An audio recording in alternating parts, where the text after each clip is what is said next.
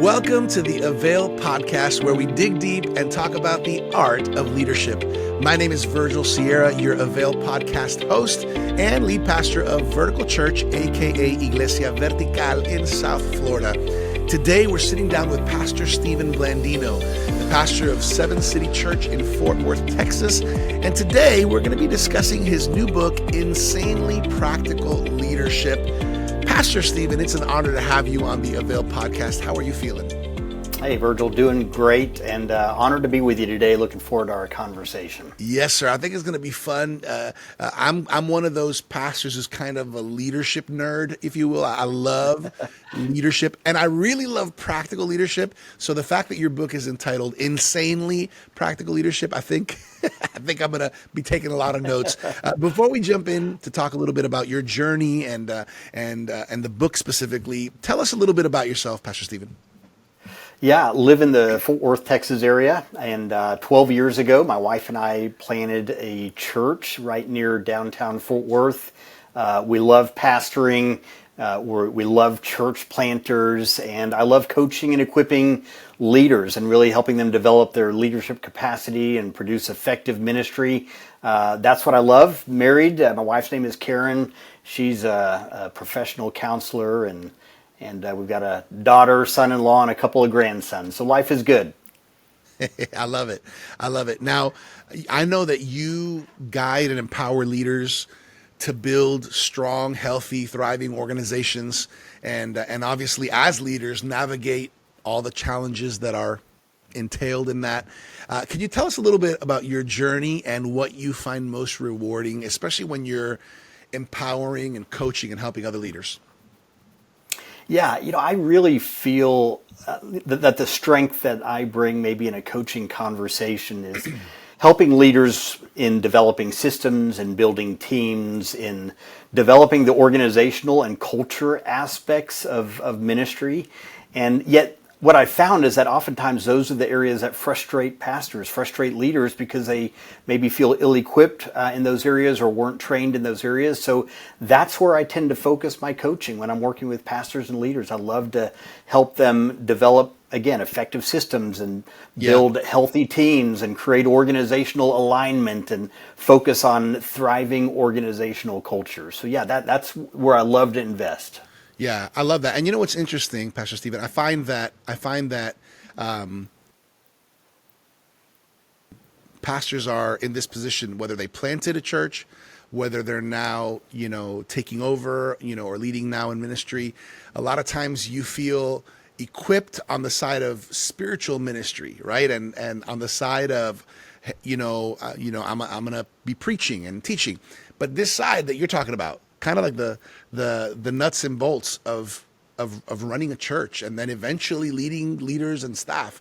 I think that's huge. I think it's huge. So your book, your new book, Insanely Practical Leadership, 12 no-nonsense keys to master the art of leading yourself and others, published with AVAIL.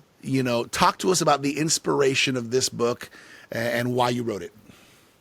Yeah, research shows that only 10% of people have the raw talent, the natural talent to manage and lead. And that means the other 90% of us, we're not natural born leaders. Instead, we're learned leaders, right? We had to figure it out the hard way. We had to learn through trial and error and ups and downs and just those hard-won lessons along the way. So I wrote the book really for two reasons. One is I want to help learned leaders, which I'm one of them. I want to help learned leaders learn very practical ways on how to lead. And then secondly, I want to help natural leaders put into words what comes so naturally for them so that they're effective in training and equipping the leaders around them. And so that's really what the book is about. It helps leaders and natural leaders develop 12 insanely practical skills to lead themselves and others. I love that. So you talk about, okay, there are natural leaders, right? And I think it's only 10%, you said. Then there's learned leaders, which obviously higher percentage of leaders.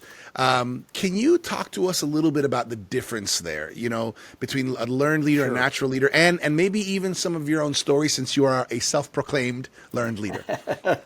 Yeah. So a natural leader is someone who they just have the instinct to lead. In other words, they just have this innate ability to lead really almost from the gut.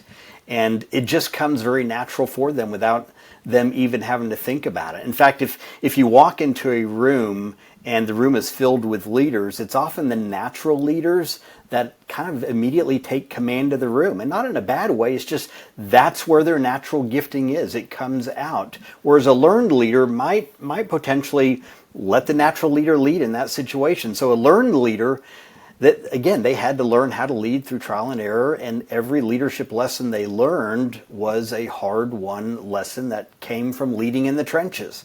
And I'm not suggesting, Virgil, that natural leaders don't learn leadership lessons along the way as well. Right. It's just they're leading from the gut. It's such an instinct for them. Yeah. Whereas learned leaders often have to think about it before they lead. Yeah, And I was going to say, Well, I would say I can think at all levels of a ministry or an organization. At all levels, you're going to find people who have a natural instinct and people who kind of have to kind of absorb it, think about it, process it, and then use it. Yeah, absolutely. And I'm the learned leader. I was never the kid on the playground that was the first one picked for teams. I was never elected to student council. I was never the most likely to succeed, right? That wasn't my story. And in fact, I remember my first attempt to lead happened in high school whenever I was starting a Bible club on my high school campus.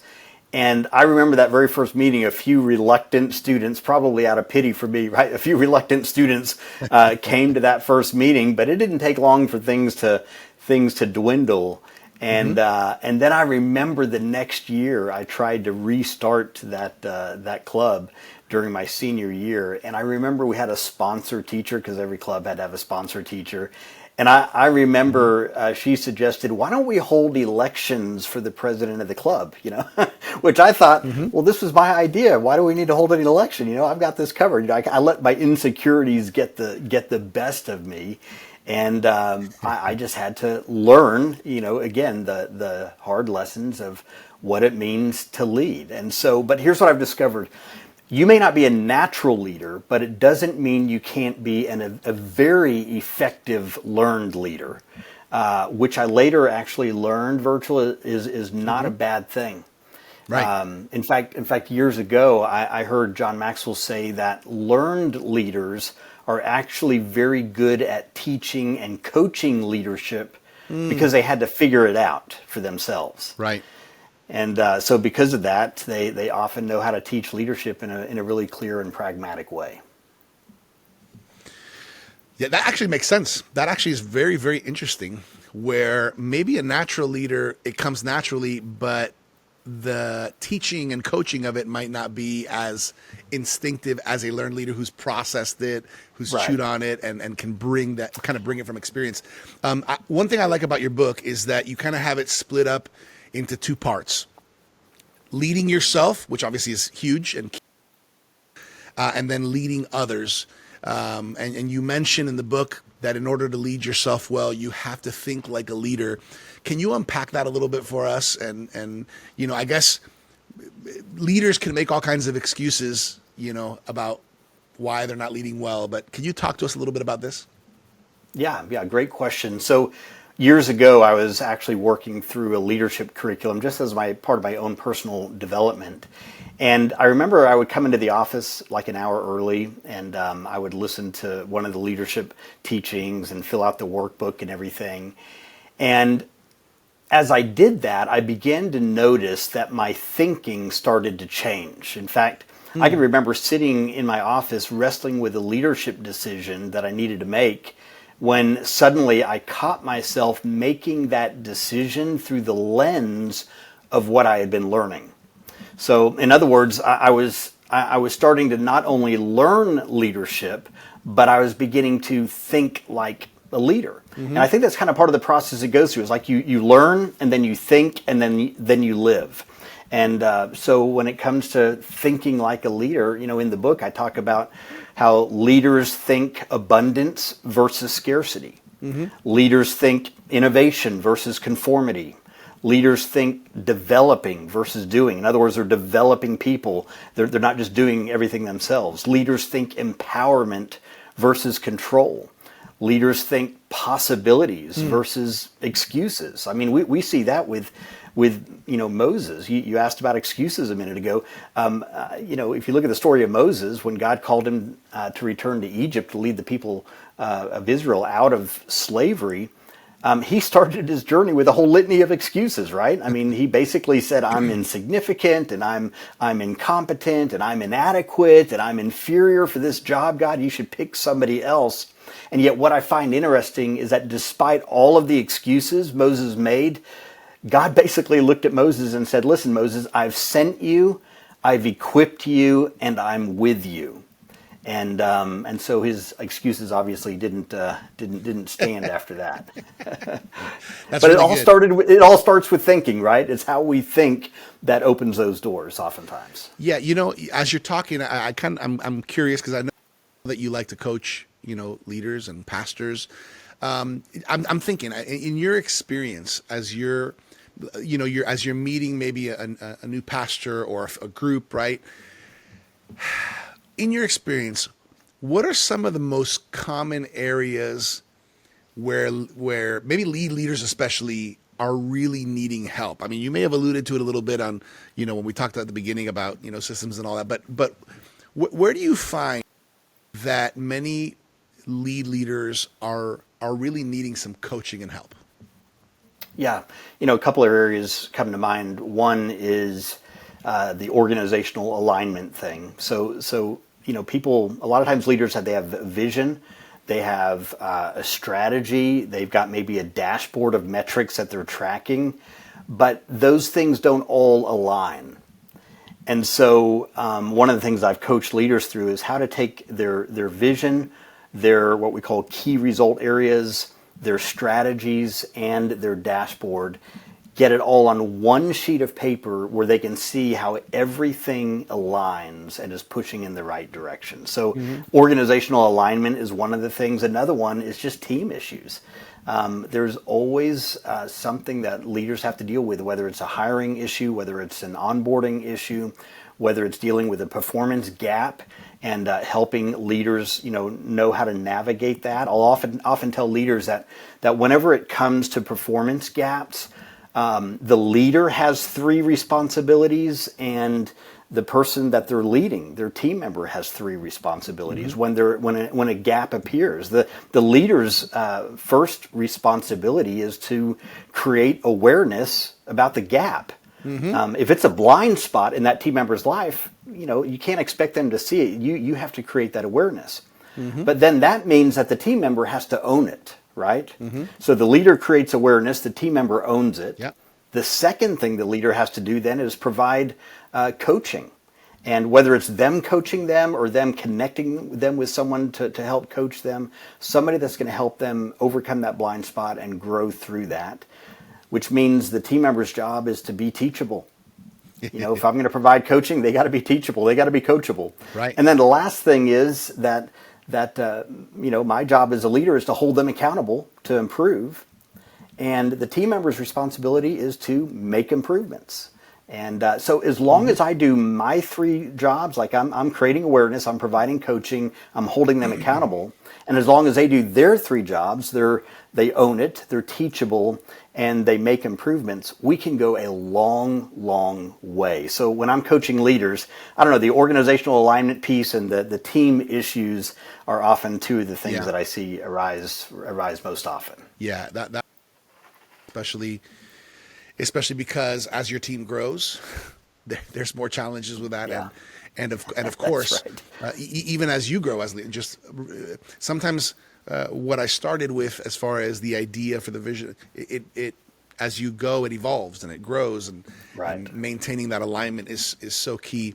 Okay, so on the side of organizational alignment, on the side of issues, these are some of the common trends you see in pastors needing help. Have you noticed anything on like the personal side, like on the personal side of a pastor, speaking about like soul, speaking about friendships or relationships? Again, I'm just thinking about someone like you who's coaching and kind of helping push forward in these areas, because you can have amazing systems, but if you're not doing well personally, Right. has that been a factor? Yeah, absolutely. In fact, the first chapter of the book, I talk about how to grow you. And part of growing you, I mean, obviously you've got to have a growth mindset or you're not going to go anywhere. But the mindset's not enough. I think you also need a growth plan and you need a growth team. And the growth plan, maps out, here's the track I'm going to run on to help me grow. But then I've got to assemble a growth team as well for the key areas of my life. So for example, on your growth team, if you're married, your spouse is part of that growth team, right? They're helping you grow and in your family. Whenever it comes to emotional health, a counselor may be part of your growth team. When it comes to your finances, a financial advisor may be a part of your growth team. When it comes to ministry and leadership, you may have coaches and consultants that are part of your growth team. If you're working out, there may be doctors or workout partners that are part of your growth team.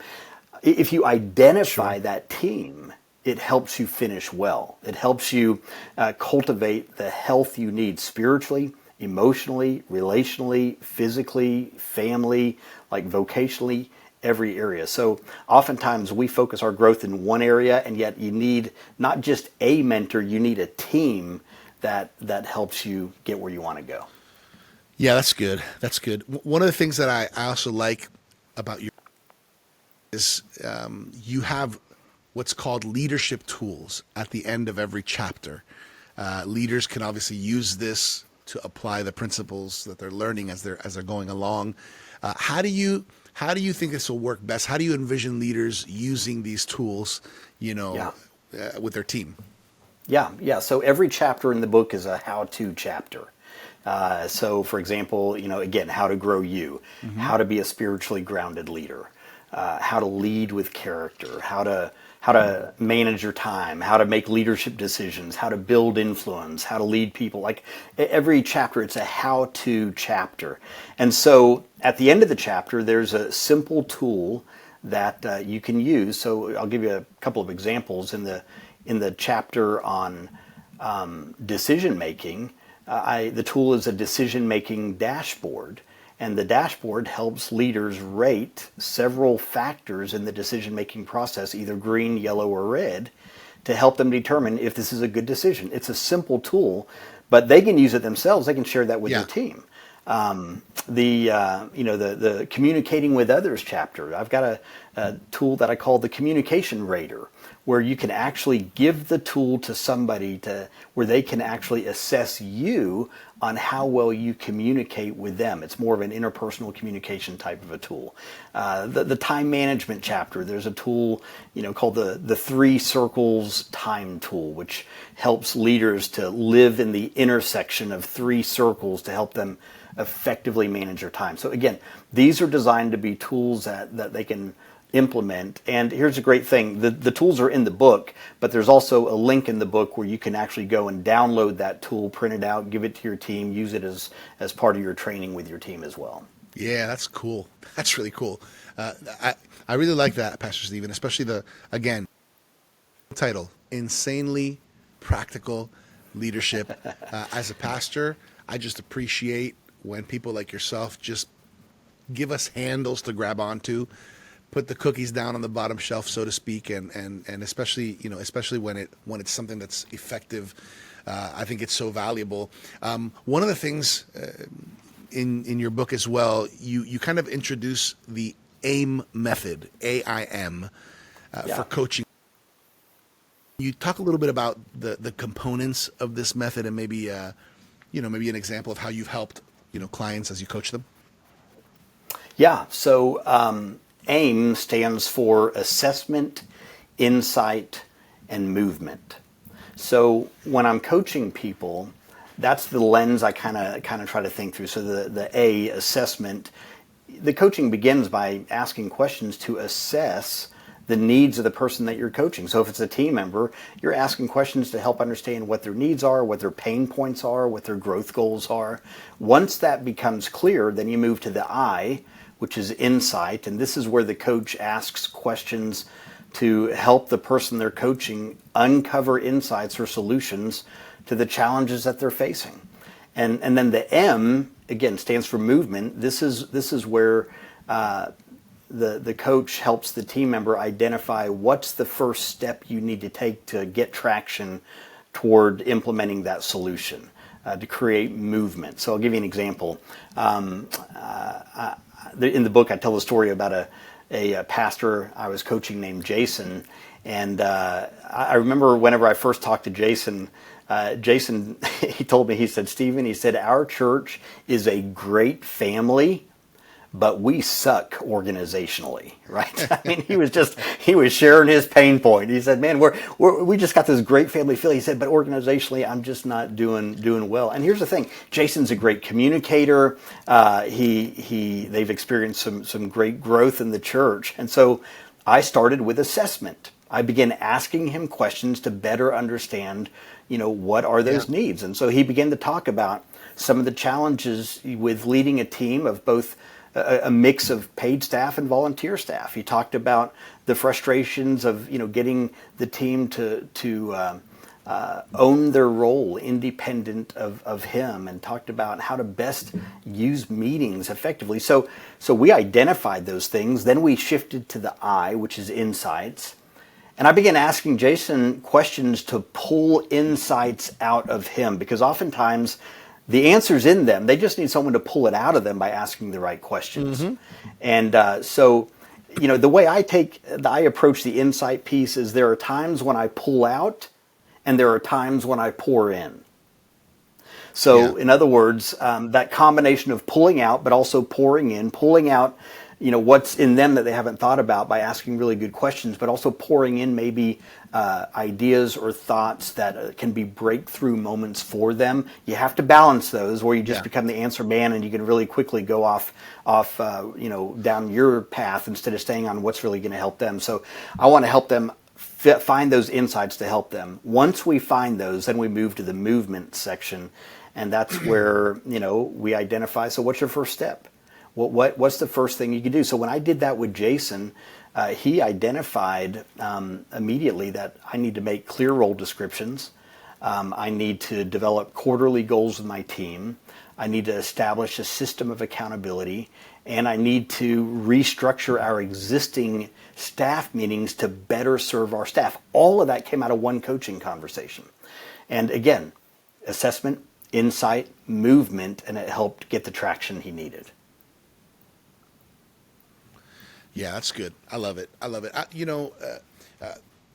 There's so many scenarios and types of leadership, even as pastors in ministry. I'm curious here. This is kind of a personal curiosity here, Pastor Stephen. Does your wife share the leadership, kind of practical leadership, nuts and bolts of leadership passion with you, or is she a little more kind of free spirit leader? Yeah, she's probably a little more free spirit, but here's the thing, our giftings are in different areas. So I have gifting in the area of coaching, but she has great gifting in the area of counseling. She's a licensed professional counselor, so she just knows how to help people navigate trauma, pain, things from their past that have really been crippling for them. She just does an amazing job with that. So that's her lane. She does really well.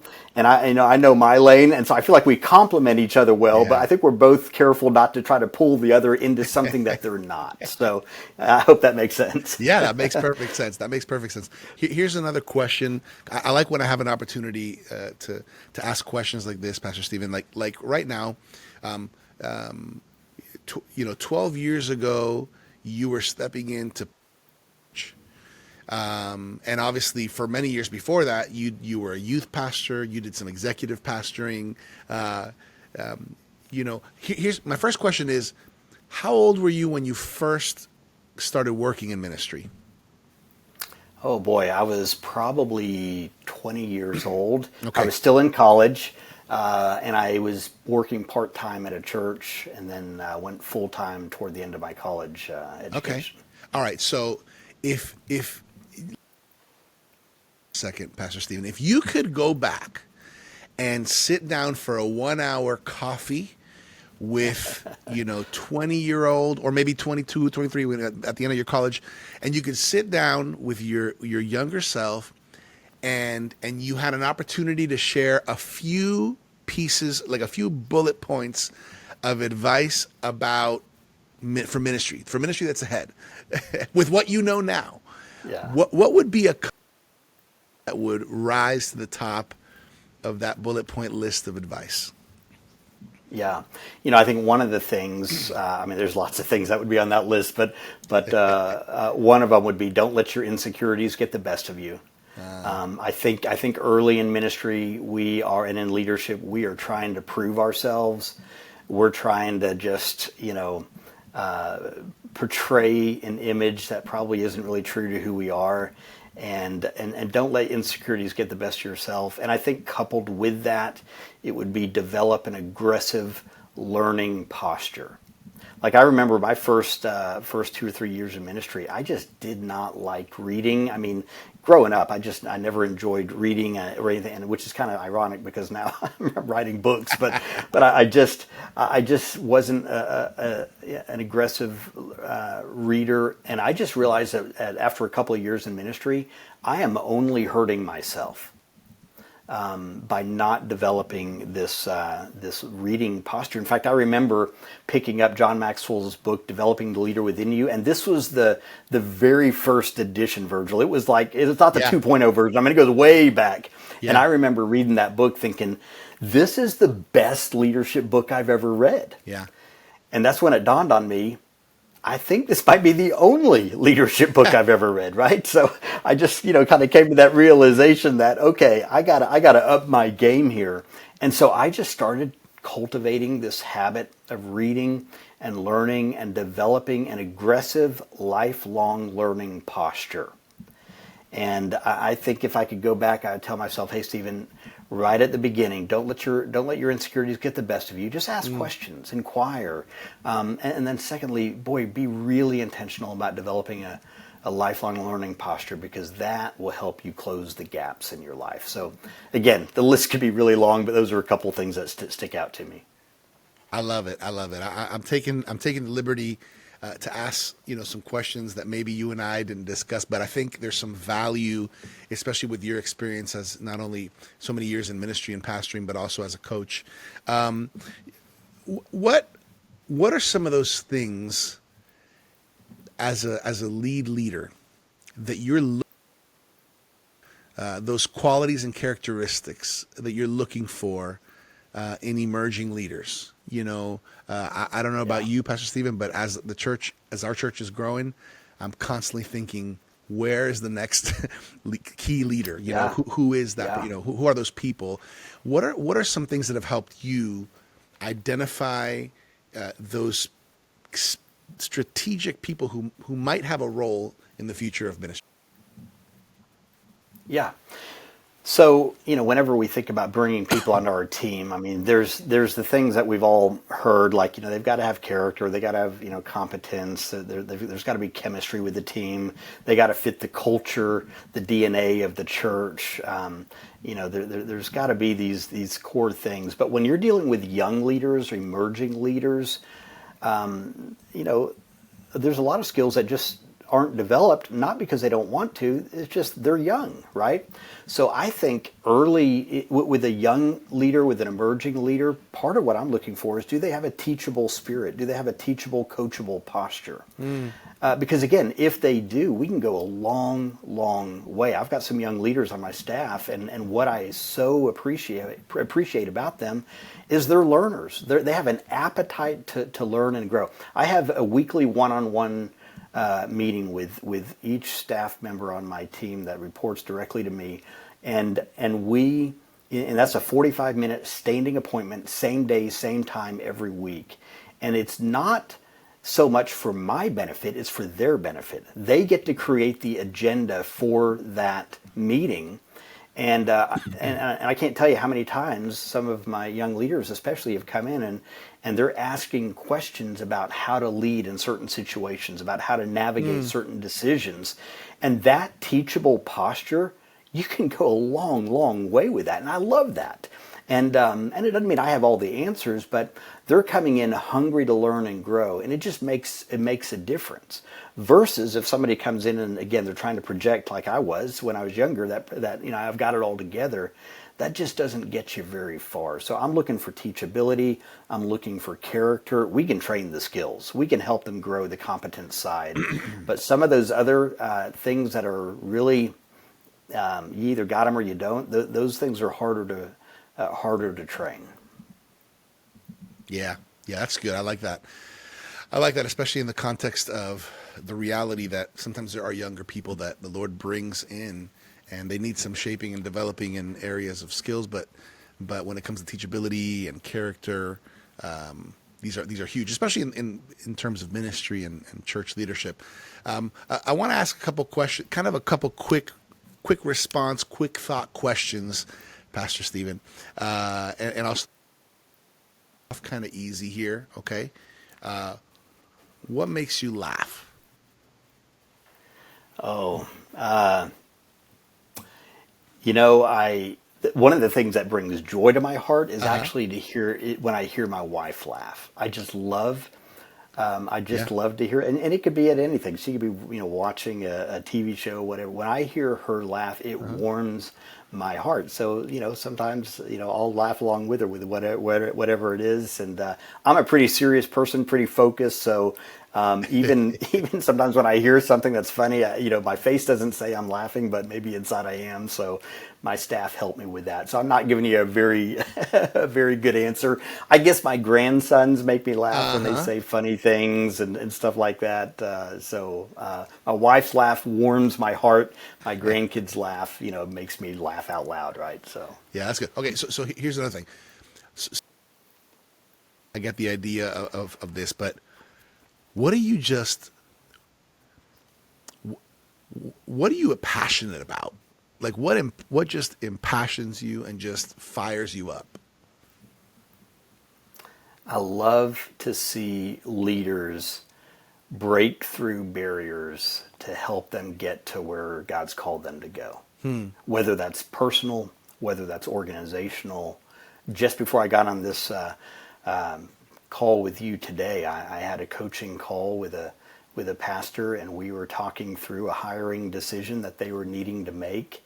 And when we finished up that conversation, he had 3 next steps that he said, all right, I'm going to do these before the end of the year, and we're going to stop talking about this, and I'm going to actually get it done. So, when I see that, and then, we come back a few weeks later for another coaching call, it just, you feel like we're not just having a conversation, they're actually gaining traction that's making a meaningful difference in their life and their leadership.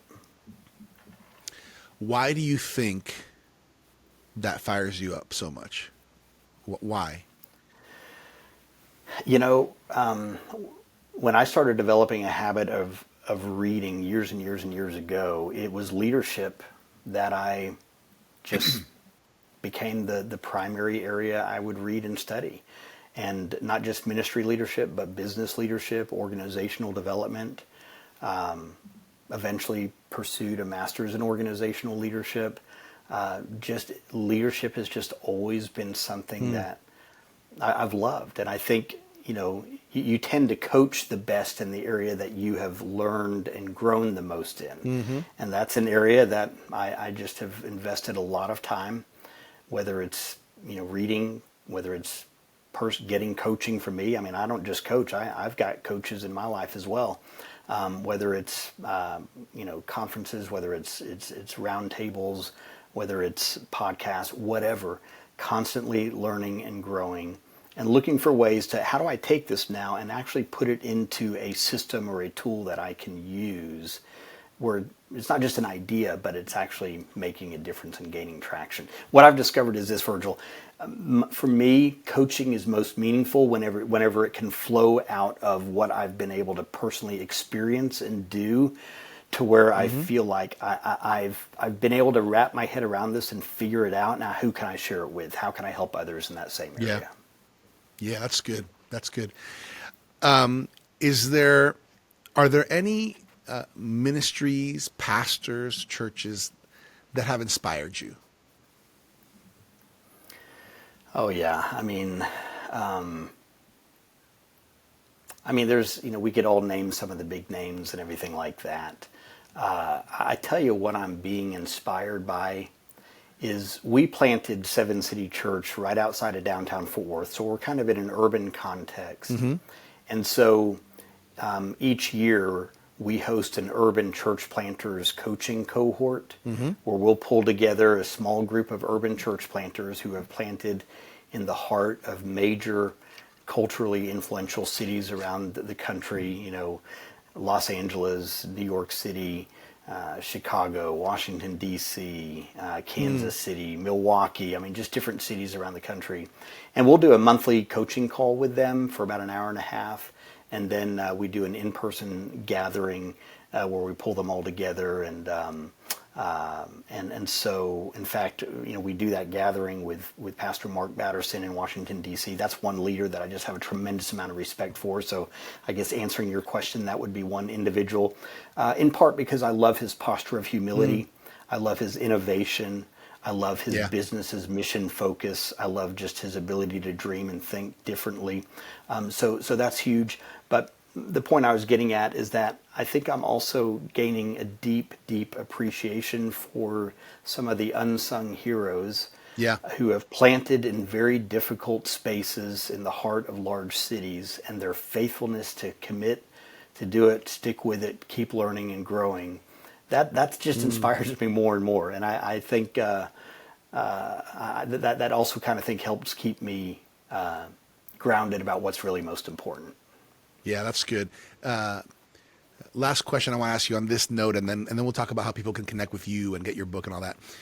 As you look to the future of the church and the future generations, what excites you on the panorama of leadership?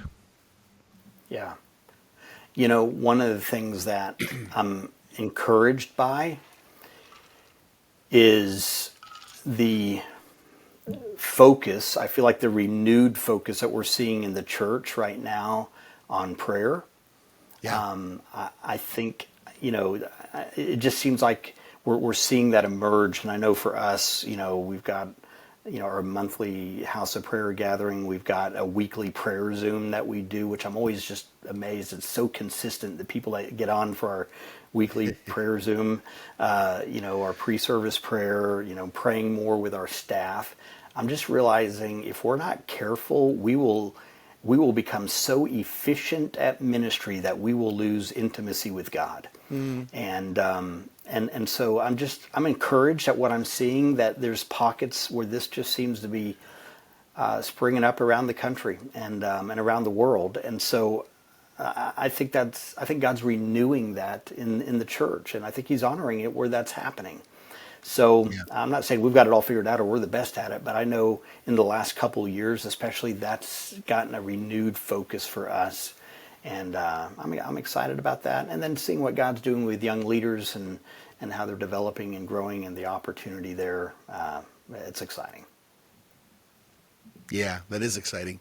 Any projects that you're working on or that you're excited about, it's coming up, as far as maybe even your coaching business or in ministry?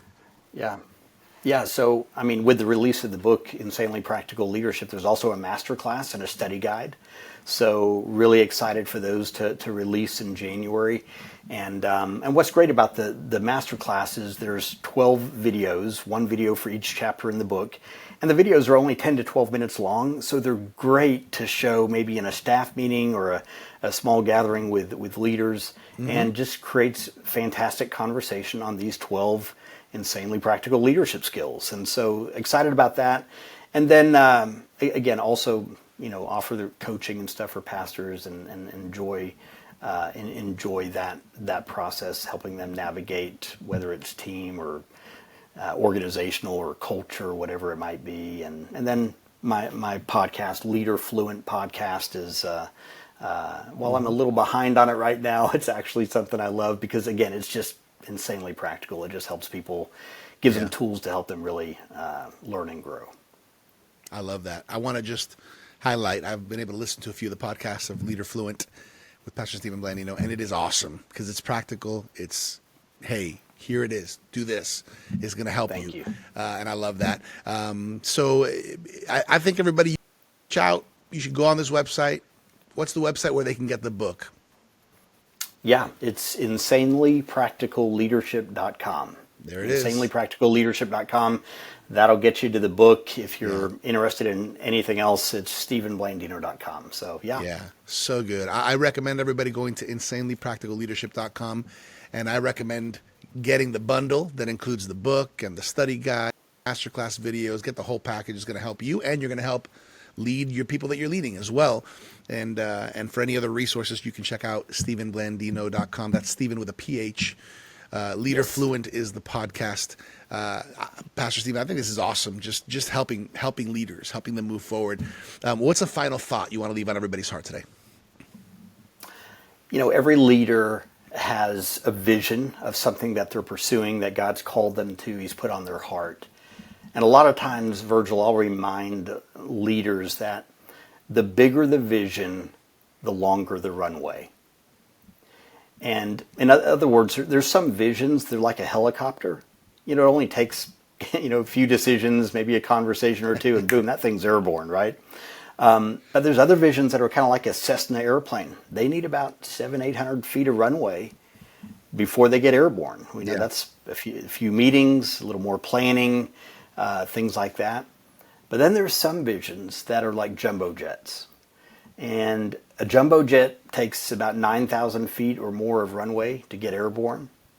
And when you've got a vision that's a jumbo jet vision, that means you got lots of planning, lots of resources, lots of meetings, lots of creating buy-in. And so the bigger the vision, the longer the runway. And so because of that, I tell leaders, hey, you can't go it alone. You need resources and you need coaching to help you navigate that long runway to get the vision airborne. And so, my hope is that Insanely Practical Leadership is one of those resources to help leaders, and that the coaching, whether it's with me or Dr. Chand or someone else, that just people would find a coach to help them get that vision airborne. So hope that's helpful. Yeah, that is helpful, and that's exactly what you're doing. I want to mention as well, Pastor Stephen, the AVAIL Journal. I know that you are going to have an article, depending on when somebody to this podcast, in that early 2025 edition of the AVAIL Journal. We talk leadership, great content from great leaders. I want to recommend to everybody, if you haven't yet, you can subscribe for a free trial subscription of the AVAIL Journal by going to availjournal.com. Pastor Stephen, I'm sure you've had one of these in your hands at one point. Oh, yeah. Yeah, it's a great journal. Love it. And quality of the material is fantastic. Quality of the magazine is just excellent. So you guys do a great job, and honored to be in the new issue coming out here in January. So, yeah, thanks so much. Yeah. Yes. The book is Insanely Practical Leadership, everybody. The website to get the book and all the accompanying resources is insanelypracticalleadership.com. His name is Pastor Stephen Blandino. Pastor Stephen, on behalf of Dr. Sam Chand, Martijn Van Tilborg, our AVAIL team, we just want to say we honor you. We bless you. We're thankful for your life and for your ministry. And I think a lot of people are going to be encouraged by your book. Thanks very much. It's an honor to be with you today, Virgil. Yes, sir. For this episode of the AVAIL Podcast, for more leadership resources, check us out at theartofleadership.com. And again, make sure to claim your free trial subscription of the AVAIL Journal at availjournal.com. As always, I'm your AVAIL Podcast host, Virgil Sierra. Muchas gracias. Thank you for connecting with us to learn the art of leadership here at the AVAIL Podcast. God bless. We got it, Pastor Stephen.